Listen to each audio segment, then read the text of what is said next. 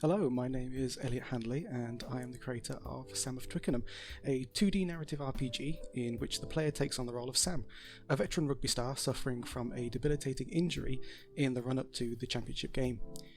The idea for Sam of Twickenham originated in my previous module and started as a more traditional top-down RPG with only hints of rugby theming, but as I progressed through the module I struggled to find my vision for the game, and I came to realise that throughout the development process I had been focusing on the wrong part of the game's design.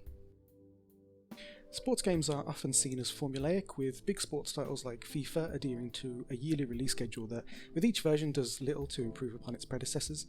When putting together the project proposal for Sam of Twickenham, my research showed that sports games outside of this paradigm are rare, and no sport is less represented in gaming than my own personal favourite, rugby. Not only is rugby a rarely represented sport, but it's also one that has no examples of games that don't follow the standard sports sim style, so I wanted to look at how I could create a game that took the rugby genre and did something unique with it. My idea was to create a narrative-based rugby game, where you not only took part in the action on the field, but the drama of it. Games such as football drama provided inspiration, as did a 2013 GDC talk by Peter Garcin, where he put forward the idea of sports games as narrative generators. Citing a study by MIT and Concordia that found the majority of sports gamers reported meaningful narrative experiences playing sports games. I combined this idea with my research on the ludology versus narrativism debate, which consisted of designers such as Frasca and Escalinen arguing that the games are not narratives, they are inherently simulations where the observer is influencing the outcome, making them distinct from narratives. Many members of the game community, myself included, disputed this, arguing that the intertwining of story and gameplay is essential to a well-crafted game. Lauren Ash coined the phrase ludonarrative harmony to convey the concept that a symbiosis between narrative and ludic elements of a game provides a meaningful and immersive experience for the player. I was drawn in by this idea and looked to combine its values with the narrative potential of sports games to investigate the benefits of ludonarrative harmony on the sports game genre. Alongside preparation of my project proposal, and with this concept of ludonarrative harmony at the forefront of my mind, I began the process of prototyping Sam of Twickenham. As my research statement was considering the important relationship between story and gameplay, my first mock-ups for the game were made using Twine, which is an open source tool for the creation of interactive stories. It allowed me to rapidly prototype a narrative blueprint that I then built upon by introducing branching dialogue and decision trees. Being able to play through an early demo of the narrative sections helped me to iterate on the design and gave me the opportunity to refine the story that would form the core of Sam of Twickenham's narrative. With an early version of the dialogue system created, I began to look at moving my work into Unity, and in order to start greyboxing the vertical slice, I had to identify which section of the game I would start with. The obvious choice was the combat system, as this would represent the core gameplay loop of Sam of Twickenham. Prior to my work on the Twine prototype, I had performed a wireframing exercise on Miro showing how the player would interact with the game. This was an excellent way for me to envision how the UI of the game would work, and it included my idea for the combat system, which initially was inspired by traditional RPG battle systems that you would find in games such as Pokemon. What I quickly realised as I progressed with the first greybox version of the game was that this traditional style was not going to work for Sam of Twickenham. As rugby was core to the game's identity, the combat system needed to accurately reflect a match, and I wouldn't be able to do that within the confines of my first concept. I went back to the Miro board and worked on a new combat system that was instead based on the inherent phases of a rugby match. I quickly realised this new concept in Unity, and I was able to release a demo to generate feedback. Having completed the alpha version of the new combat concept and released it, I began to receive feedback. The most common feedback referenced the UI, which testers felt was clunky and hard to read, so I made sure this was a priority.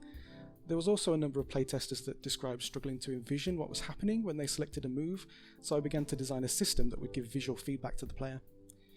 Having implemented changes based on the early feedback, I switched my focus back to the narrative design of the game, beginning work on the head coach dialogue, which would form the core example of the player's narrative experience. Though I initially looked into the possibility of creating my own narrative system within Unity to handle the branching dialogue tree, it became apparent very quickly that I was not going to have the time to build an intuitive system from scratch, so I looked to programs that could handle this for me, and my first choice was Ink. Its interface allowed me to write the dialogue into an Ink file that then created a JSON file within the game to be read by the Ink Unity plugin. All I then had to do was code a system that would read and present the files as needed. Several features were developed off the back of the first narrative demo, including stat, move buff, and move selection systems that were directly affected by the outcomes of the dialogue. Adding in additional systems for the sake of increased ludonarrative harmony did mean that I was forced to cut others. My concept for a shop, inventory, and economy for the game, a classic trope of the RPG genre, had to be parked, as did special phases of the combat system, specifically the scrum phase. Scrums are not only a key aspect of any rugby game, but also one of the most recognisable aspects to non-rugby fans. Unfortunately, I knew that due to scrums being such a unique element of rugby, significant development time and changes to the existing combat system would be needed, and I could not commit to that. With development moving along at pace and the first implementation of the game's narrative being playtested, it was time to look to other key areas. Within the art design, I had to consider alternative methods to create the assets I needed, as I have no real art skills. What I did have, as a rugby fan, was a significant amount of personal photos from games that I had attended. This gave me the idea to create my art assets by taking photos and tracing over them to create a line drawing that I then filled with block colour to generate the final image. My early concept pieces garnered positive feedback, which led me to pursue this style for the rest of the assets. This method allowed me to create the majority of my assets using my photos, but I did not have every image that I needed. Specifically, I needed examples of the moves I had included in the game to be used for the move UI, so I went online and found images of rugby matches being played. These action shots became ideal reference material and gave a great amount of visual flair to the game, whilst also addressing a common point of feedback from playtesters that they could not envision the moves they were using. My animation pass was simpler, using Unity's inbuilt animation engine for many in-game animations. However, more specific animations I wanted to include were top-down animations of what was happening on the pitch when an attack or defence move was taking place. I created these using the Rugby Slate animation engine. These animations were reminiscent of those used in other sports sim games like Football Manager, and whilst basic, were familiar and a great way to inform the player. My sound design followed a similar initial process to my art, whereby I looked at personal assets available to me and combined these with public domain sounds to cover any additional requirements. For the smaller but still important sound effects, I utilised Foley techniques, recording them myself using my phone and the sound dampening abilities of my car. This method was very efficient, and these assets proved a very effective way of providing audio feedback to the player. The game's main theme was then sourced from Kevin MacLeod's library under an attribution license. With the art and sound design in place, and all important in-game sections now in an advanced state of development, I wanted to do one more round of playtesting. Users pointed to a need for clarity in some of the in-game UI, especially in the move selection system, where the interface didn't accurately reflect what moves could and couldn't be selected. Testing also showed that the unlock system for the move selector needed rebalancing after development of additional narrative sections. I pinned these bugs and a number of other quality of life improvements onto my Miro board, and over the course of the final week I was able to eliminate most of these issues, with the remainder to remain as outstanding issues to fix in future development cycles.